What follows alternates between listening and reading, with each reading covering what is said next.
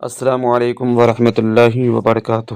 امید ہے آپ سبھی خیر و عافیت کے ساتھ ہوں گے۔ رمضان کے حوالے سے کچھ فضائل و مسائل آپ سن لیں۔ رمضان المبارک کے روزے رکھنا اسلام کا تیسرا فرض ہے۔ جو اس کے فرض ہونے کا انکار کرے مسلمان نہیں رہتا، اور جو اس فرض کو ادا نہ کرے وہ سخت گنہگار، فاسق اور فاجر ہے۔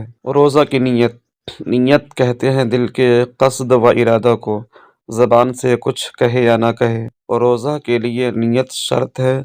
اگر روزہ کا ارادہ نہ کیا اور تمام دن کچھ کھایا پیا نہیں تو روزہ نہ ہوگا۔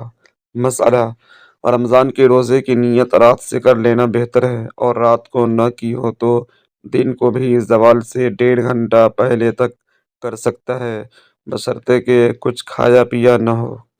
جن چیزوں سے روزہ ٹوٹ جاتا ہے: کان اور ناک میں دوا ڈالنا، قصداً منہ بھر قے کرنا، کلی کرتے ہوئے حلق میں پانی چلا جانا، عورت کو چھونے وغیرہ سے انزال ہو جانا، کوئی ایسی چیز نگل جانا جو عادتاً کھائی نہیں جاتی، جیسے لکڑی، لوہا، کچا گیہوں کا دانہ وغیرہ، لبان یا عود وغیرہ کا دھواں قصداً ناک یا حلق میں پہنچانا، بیڑی، سگریٹ، حقہ پینا اسی حکم میں ہے۔ بھول کر کھا پی لیا اور خیال کیا کہ اس سے روزہ ٹوٹ گیا ہوگا، پھر قصداً کھا پی لیا، یعنی بھولے سے کھا لیا تھا تو روزہ نہیں ٹوٹا تھا، لیکن اس نے یہ سمجھا کہ روزہ ٹوٹ گیا اور پھر اچھے سے کھا لیا تو اب روزہ ٹوٹ گیا۔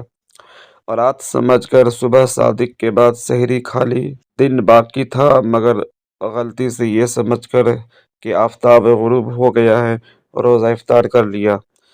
ان ساری چیزوں سے ان سب چیزوں سے روزہ ٹوٹ جاتا ہے، مگر صرف قضا واجب ہوتی ہے، کفارہ لازم نہیں ہوتا۔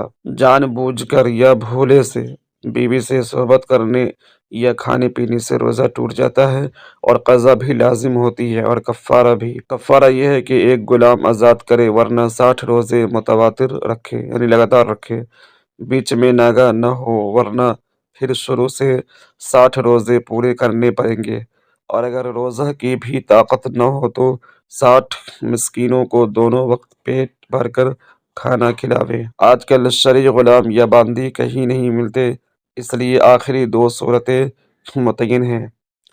وہ چیزیں جن سے روزہ ٹوٹتا نہیں مگر مکروہ ہو جاتا ہے: بلا ضرورت کسی چیز کو چبانا یا نمک وغیرہ چکھ کر تھوک دینا، ٹوتھ پیسٹ یا منجن یا کوئلہ سے دانت صاف کرنا بھی روزہ میں مکروہ ہے۔ تمام دن حالت جنابت میں بغیر غسل کے رہنا، فسد کرانا، کسی مریض کے لیے اپنا خون دینا جو آج کل ڈاکٹروں میں رائج ہے، یہ بھی اس میں داخل ہے۔